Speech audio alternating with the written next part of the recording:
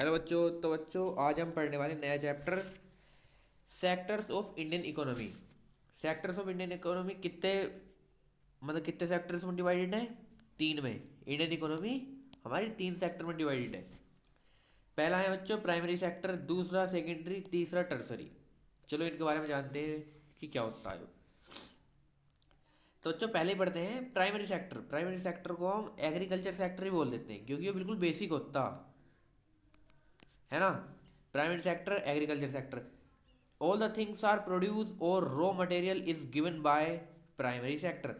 मतलब कुछ भी काम, जो भी चीज़ प्रोड्यूस होती है वो प्राइमरी सेक्टर में ही होती है। ठीक है, मतलब जो भी चीज़ प्रोड्यूस या फिर रॉ मटेरियल वो प्राइमरी सेक्टर में ही होता है। आगे भी एग्जाम्पल के साथ समझेंगे। बच्चों दूसरा सेक्टर आता है सेकेंडरी सेक्टर। इसे इंडस्ट्रियल सेक्टर भी बोल देते हैं। अब देखो क्या कैसे बोलते थे। Take raw material from the primary sector and process it and make a new thing, this is called secondary sector. तो बच्चों ये होता मतलब कि कोई भी रॉ मटेरियल लेके, किस में से, प्राइमरी सेक्टर में से, उसे मॉडिफाई करके या कुछ रीमेक करके उसे कुछ नया प्रोडक्ट बना देना, वो सेकेंडरी सेक्टर में आता है। जैसे कि अब रॉ मटेरियल गेहूं ली, अब गेहूं का आटा बनाया और उसे पैक करके, पैक कर दिया। आटा बनाया ना, गेहूं थी, गेहूं को आटा बना दिया और उसे पैक कर दिया, वो सेकेंडरी सेक्टर में होता। जैसे आटा बनेगा और पैक होगा वो सेकेंडरी में होगा। ठीक है, गेहूं क्या थी, गेहूं फर्स्ट थी। अब जैसे, हाँ, ये एग्जाम्पल बता रहा। अब आता है बच्चों टर्सरी सेक्टर। ये होता है सर्विस सेक्टर भी बोल देते हैं इसे। टर्सरी में सर्विसिंग सर्विसिंग प्रोवाइड होती है। In this sector they basically provide are type of service. Example समझते हैं। जैसे बच्चों सरसों है, ठीक है। अब सरसों को हमने ऑयल में बना दिया, किसे बनाया, सेकेंडरी में, सेकेंडरी सेक्टर में बना दिया। अब सेल इन मार्केट, कौन सेल करेगा, ये करेंगे बेटे टर्सरी सेक्टर वाले। कौन करेगा, टर्सरी सेक्टर वाले। देखो agriculture, fishing, dairy, forestry, manufacturing industry, service material. ये अपने हिसाब से पढ़ लियो टेबल, तुम्हें पूरा समझ में जाएगा कि कौन सा सेक्टर क्या है। अब जीडीपी तुमने वर्ड सुना होगा, जीडीपी। अब देखो जीडीपी कैसे निकलती, value of find goods in, मतलब कि प्राइमरी सेक्टर को प्लस कर दो और सेकेंडरी सेक्टर को प्लस कर दो, टर्सरी सेक्टर को प्लस कर दो, तो क्या क्या क्या बन जाती है, जीडीपी। इन तीनों की इनकम को प्लस कर दो, जीडीपी बन जाएगी। मनरेगा, important questions. Mahatma Gandhi national employment guarantee act कब हुआ था? ये 2005, ध्यान रखियो ये तारीख। 2005 में एक्टिव हुआ, कब ये लॉन्च हुआ था? 2005 में।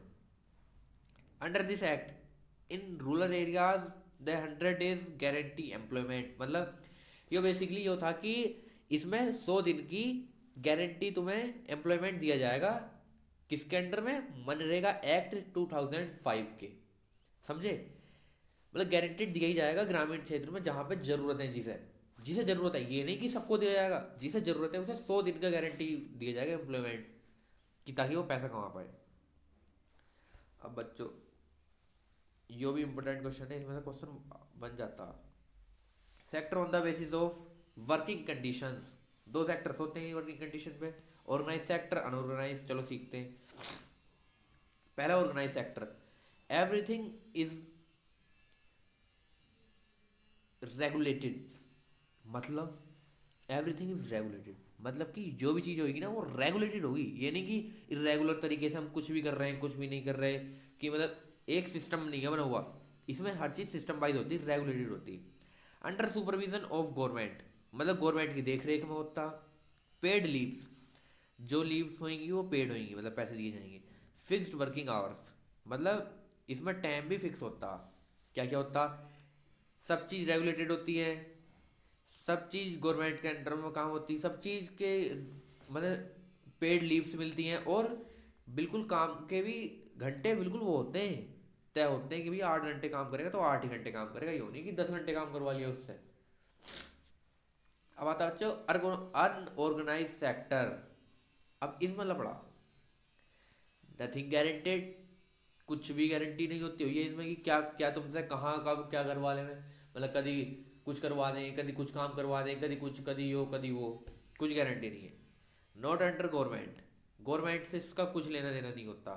नो पेड लीव, छुट्टियों के पैसे नहीं मिलते, नो फिक्स्ड वर्किंग आवर्स, ना इसमें फिक्स वर्किंग आवर्स होते कि भाई इतने घंटे काम करना, ये तो कितने घंटे काम करवा लेते हैं, इनकी मर्जी भैया। बस बच्चों यही आता है इसमें से, बाकी टेंशन नहीं है। ये वाला क्वेश्चन आ जाता है कभी कभी कि डिफरेंस बिटवीन दिस सेक्टर। एक बार और समझा देता हूँ। प्राइमरी में बच्चों सब बेसिक आता कि जो भी चीज़ हम प्रोड्यूस करते हैं या रॉ मटेरियल होता है। सेकेंडरी में इंडस्ट्री मतलब फैक्ट्री वाला हिसाब किताब आ जाता है कि फैक्ट्री में कुछ सामान लिया, उसे थोड़ा बहुत मॉडिफाई करा, नया प्रोडक्ट बना दिया। और टर्सरी में वही की सर्विस प्रोवाइड कर दी, बेच दिया, किसी चीज़ की सर्विस दे दी, बस यही होता। ठीक है बच्चों।